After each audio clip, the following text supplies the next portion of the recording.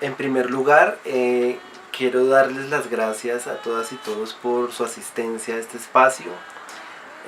Quiero agradecer también a nombre del Grupo Colombiano de Análisis del Discurso de la Universidad Nacional de Colombia a los organizadores de este evento, a las personas de la Red Distrital de Bibliotecas Públicas, Bibliored, por permitirnos dialogar en torno a temas que son en este momento muy relevantes, sobre todo teniendo en cuenta el marco actual de implementación del acuerdo final para la terminación del conflicto.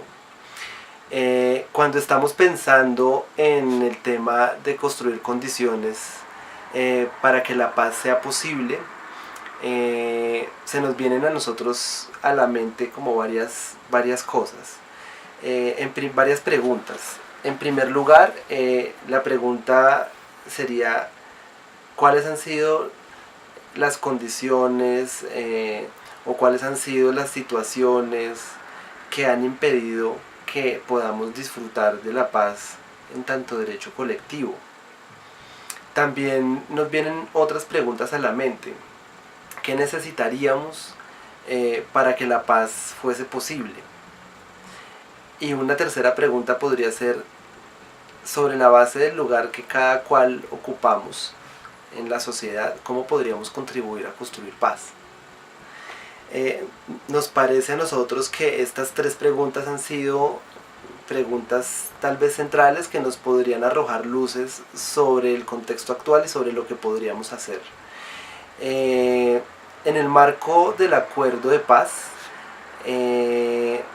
adquiere relevancia el punto 5 relacionado con el acuerdo, el punto de víctimas, y específicamente el tema de el sistema integral de verdad, justicia, reparación y no repetición.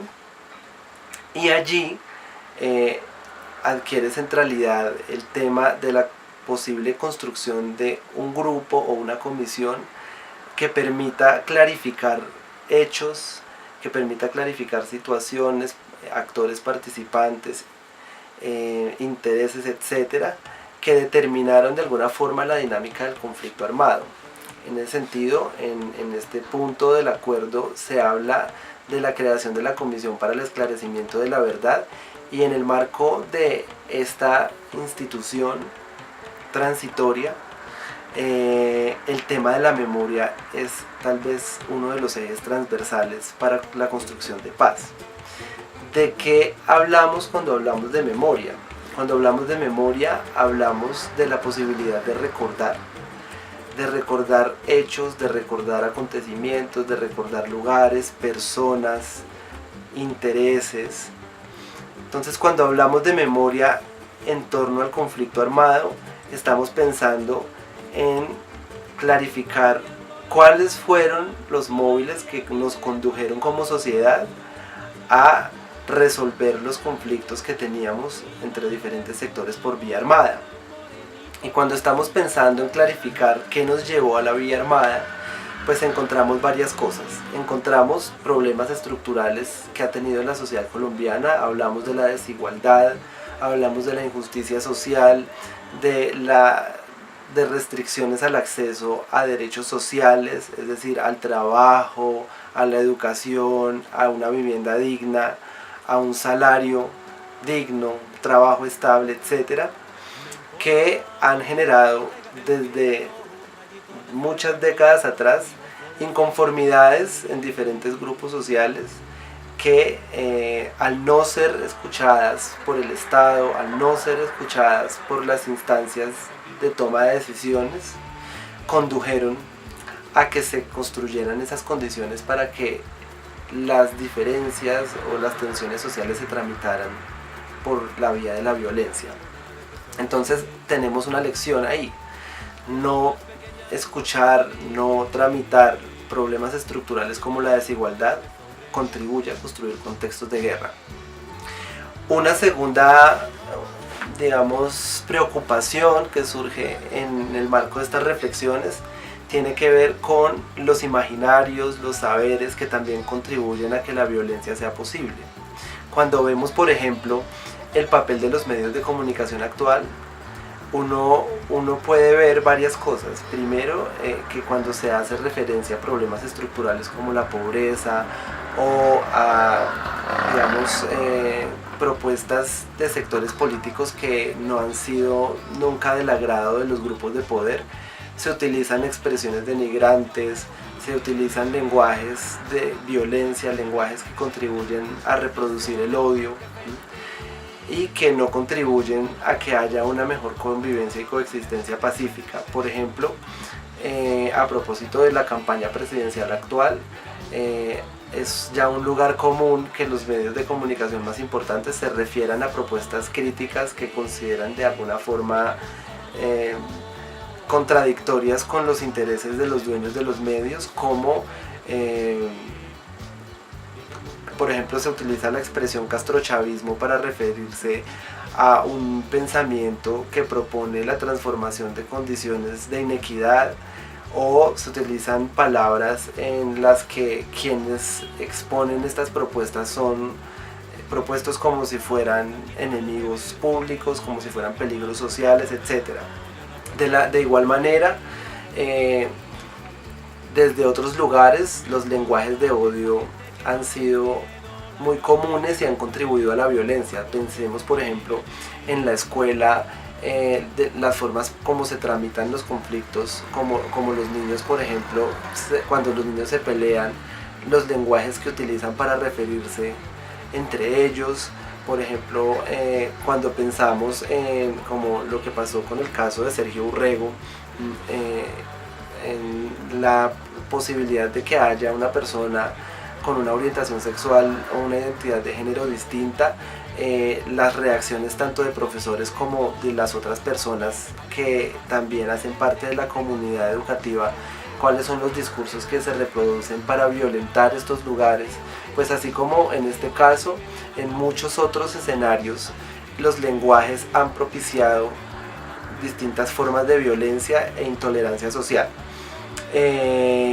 Hay algunos elementos que tendríamos que pensar también para contribuir a la construcción de entornos de paz, y es la idea de que las voces de quienes han sido directamente victimizados en el marco del conflicto, así como los grupos históricamente oprimidos que no se les ha nunca escuchado ni se les ha permitido el acceso a la palabra, pues el reconocimiento de estos lugares también es uno de los elementos que permitiría construir paz. Pero ¿cómo podríamos pensar esto?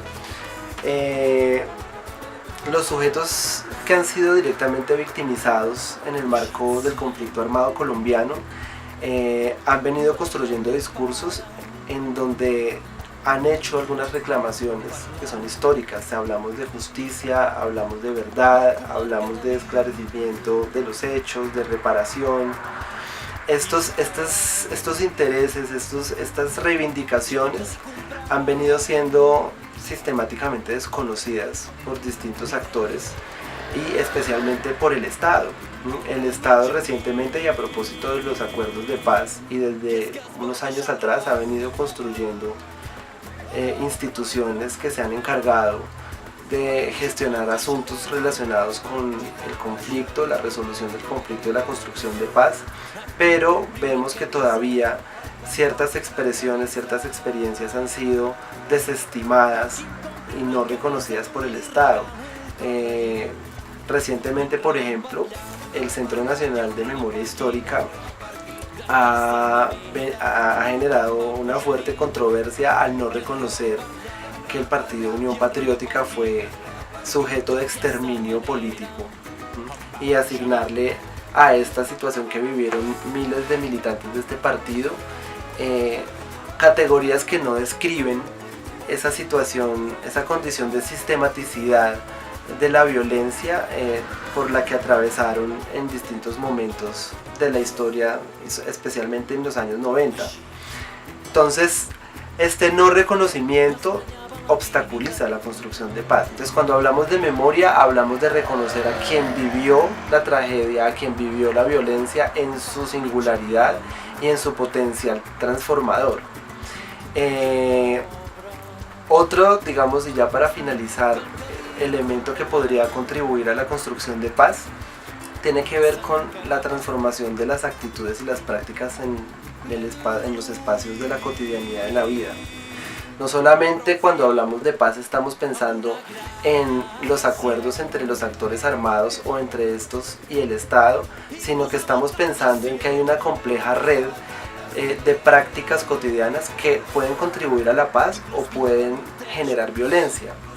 Cuando vamos en la calle y no reconocemos, por ejemplo, al que va al lado, cuando estamos todo el tiempo pensando en que el otro no es una persona con quien podamos construir lazos de solidaridad, sino lo vemos como un competidor, como una persona por la cual tendríamos que pasar por encima.